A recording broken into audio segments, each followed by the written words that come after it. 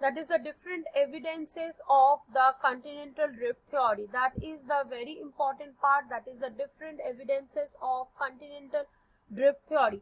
There are so many evidences you will find in your book also, in my PPT also, but among them 4 are very important. The first evidence is, it's called the shape of the continent, or it is called the matching of the continent. Wegener said that the continents fit with each other like a piece of the puzzle.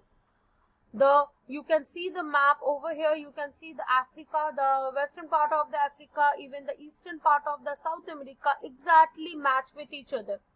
Even the India, the peninsular India, Antarctica, as well as the Australia, it is closer, or they can match with each other towards the southern pole or towards the southern part of the South America only. It sometimes it shows that, or it means that, according to Wegener, that all the continents were together at once upon a time.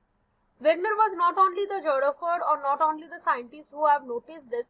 Before him also so many scientists were there, those who have noticed this.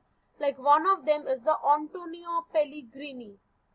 Antonio Pellegrini, in the year of 1858, he first depicted that Africa and South America, it's exactly connected with each other. This is the part of the Africa and this is the part of the South America.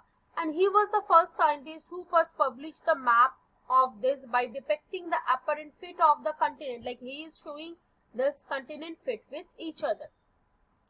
Now the matching of the continent. Matching of the continent, as in this image you can see the continents are separated from each other. So in the same way only, the different parts of the countries are matched with each other like a puzzle only. And according to Wegener, he said that it is the jigsaw fit. The shorelines of Africa and South America, you can see the shoreline of Africa and this is the South America, as well as Antarctica, Australia and peninsular India were clearly nested together close at the southern tip of the South Africa, as well as the computer applications or different computer softwares are there, which also proves the same thing only. This is the first evidences, that is the coastline of the continents appear to fit together like a piece of the puzzle. The second evidence is there, that is the evidence of the fossil. Now you all know what is the fossil. Fossils are the dead remaining or the imprints of the different dead bodies of the different plant and animals, which is there in the down of the rivers, down of the ocean beds, as well as in the sedimentary rocks also. Now in case of the fossil, this is the fossils of the Mesosaurus. So Wegener think that the ancient fossil species, like which are the extinct of the plant and animals, are found in the rocks. They are having the same age. But if the continents are together, so we can see the same kind of the fossils are there. But Wegener find that in different countries we can see the same kind of the fossils are there.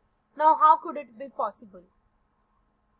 He suggested that the organisms would not have been able to travel across the oceans, but then also same kind of the species are there into different continents which is separated by the vast ocean. So he said that once upon a time maybe the continents were together. You can see this is an example of the Mesosaurus. Mesosaurus was highly found in the fossils of the Mesosaurus. We can see in the part of the South America as well as in the Africa. But Mesosaurus is a species which can swim, but it can swim only in the fresh water.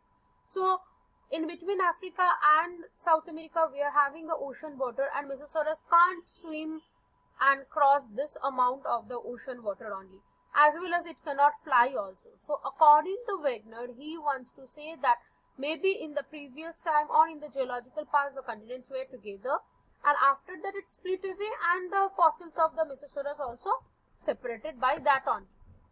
Not only the Mesosaurus, there are so many more examples also, like he talk about the Listosaurus as well as the Sinosauros. Both are the fossils, both are the reptiles, and their fossils is found in South America and Africa as well as India, Africa, Antarctica. But these reptiles also can't fly, even can't swim also. So why their fossils are present in different continents? That was the question to Wegener. As well as the plants fossils, like this name of the plants fossils is Glustriferis, and it is found in the southern continents, like you can see Antarctica, Australia, the green color in the slide, Africa and South America. This time you can see the fossil is present in this particular areas. But why we can see the fossil of the Glastonopterus in these areas? Because maybe in the geological past these continents were together, because the Glastonopterus seeds are so heavy that it can't fly and cross this huge distance or to cover the huge distance. So this is our next evidence, that over where we talk about the Listosaurus, Mesosaurus, Sinornis and Glastonopterus. These fossils are found in the different continents.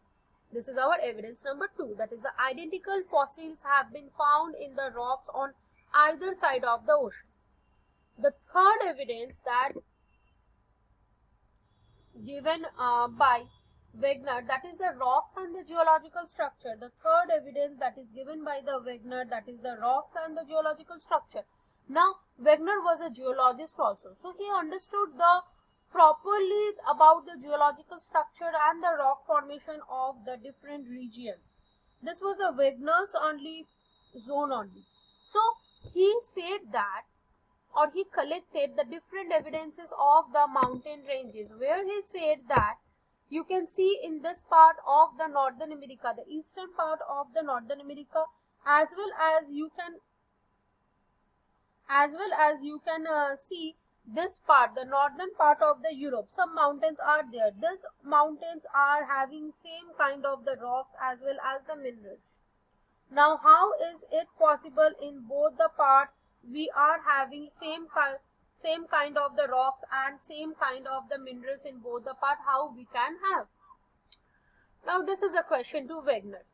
Now, the Wegener said the possibilism is that it is the highly possible that both the continents were together and afterwards it's like separated from each other and the mountain blocks are separated.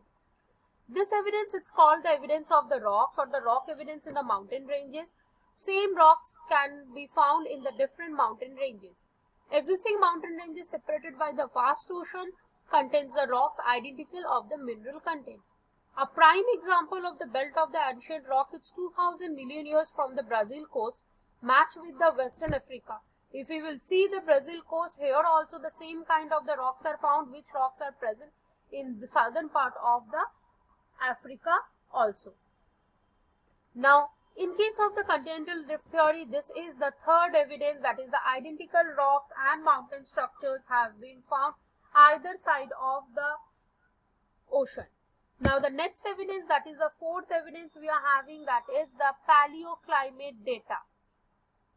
Now, what does it mean, paleoclimate data? And you can see there is a picture of the glacier also. I said at the beginning only Wegener was a climatologist also. So he deals with the different phenomena of the climate. He observed the climate of the different regions, or he read about the climate of the different regions, and he got an idea or he got a point from there only. Like in case of the climatic condition, he said about the glacial scars. Now, what is this glacial scars? I hope you all know the meaning of the glacier.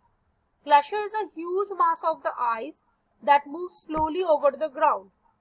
But glaciers only found in the very cold areas like northern pole, southern pole, as well as the mountain tip. Without that, we can't see the glacier. Now, what is this glacier scars?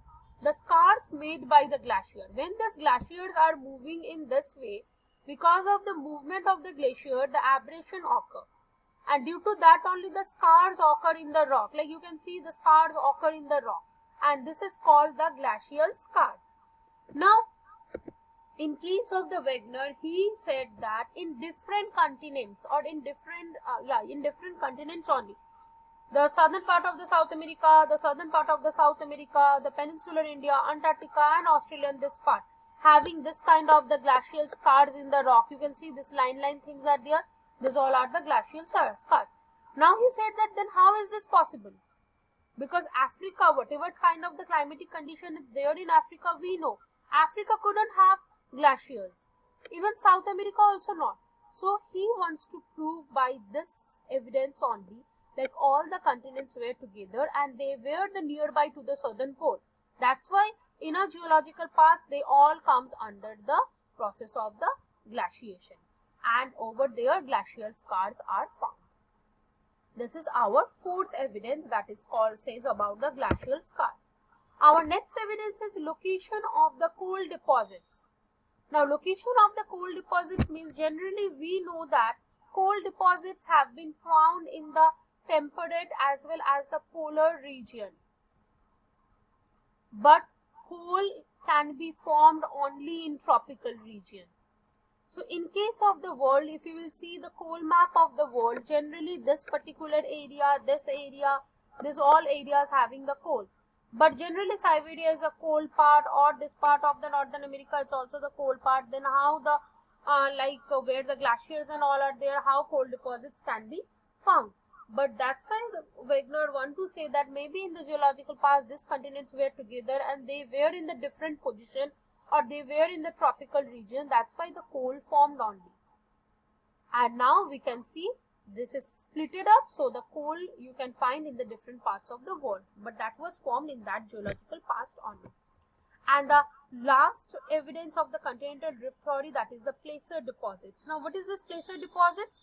Placer deposits, we can say the gold are found in Ghana coast, which is in West Africa, as well as in the Brazil area also. But in the West Africa, in the Ghana coast, there is no actually source of the gold deposit only. It is actually derived from the Brazil area only. So that's why he wants to say that maybe it is obvious that the gold deposits of the Ghana are derived from the Brazil plateau, and when the two continents were together side by side. So these 6 are the major evidences of the continental drift theory, and you have to learn this one, because the questions for the 5 marks, it comes, write down any 5 evidences in support of the continental drift theory, as well as the outline of the continental drift theory. Tomorrow we will read the criticization of the continental drift theory, as well as we will finish the theory.